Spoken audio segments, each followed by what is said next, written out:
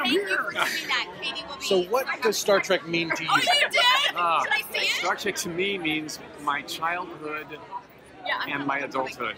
That makes sense. That's so amazing. I was born in 1960. So tell her I got a watching whole bunch of other ones Kirk over there. and So Spock special ones. and, I'll send them. Thank you. Lieutenant Uhura and Sulu and Chekhov and the whole gang on my TV in its network first run in 1966 with my family in my living room. So always been a part of my life, and that was a part of my dreams and hopes for the future of my own. Was to look at this. I'd never, it was very groundbreaking for its day. It's space travel with gadgetry that was actually very telling of the future in real life. Oh, yeah. The flip phone, especially, right? I'm recording you on basically a tricorder. Yeah, and you're recording a tricorder. So now to be playing in that world now.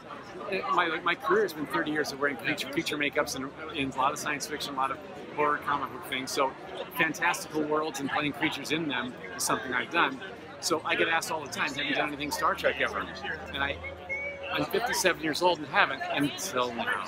I can finally say, yes, I'm in the new Star Trek Discovery series, and I could not be more elated about that, being a part of this legacy finally, before I close my career out one day. It kind of closes your loop in a way. It kind of does, yeah. So how, because you've done countless creatures and monsters and who knows how many background I don't even things know you've how done. many. Like Guillermo's just like, paint Doug blue today. Totally. Yeah, whatever he says, I do. Yeah. Yes. So how do you approach, because you bring depth and character and pathos to all of these things that we generally never get to see. This beautiful Pullman. And now, how do you make them each their own individual things? Right. Right. That many characters over this many years, it is a challenge to find what makes this one different than the last one I played.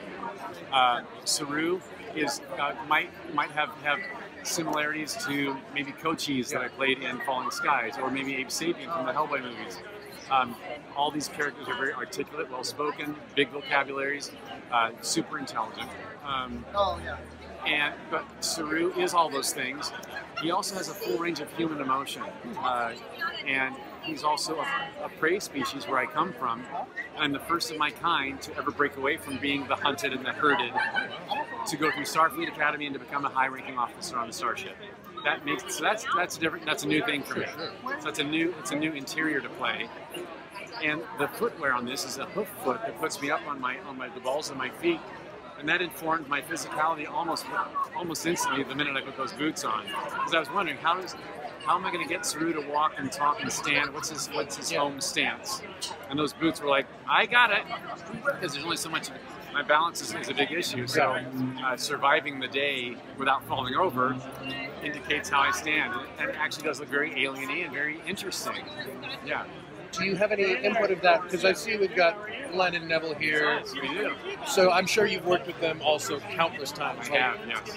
Do you say I don't know, give me something weird with a hump? Or do they... No, I leave the design work of it to them. Okay. Where I'll voice up. On this one, when I saw the first maquette design of Saru, the fingers were extended and very long, out to here almost. And I just mentioned, if you want me to play with any of this gadgetry, push buttons, pull a trigger, we're going to have a problem with those fingers. Yeah. So they redesigned the hands to be shorter and more usable. Very flexible hands I have now that I can do anything with. I also don't, oftentimes they'll click in denture teeth that make your more alien-y type teeth. And I've done that before, but when you have this much dialogue, this much articulate dialogue, it can get very slurred. So I said that's going to be a lot of ADR voice clipping, which I'm happy to do, but that's the choice of yours, how much you want. So they opted to make the design without alien teeth, but my lips are prominent enough that you don't really see much tooth anyway.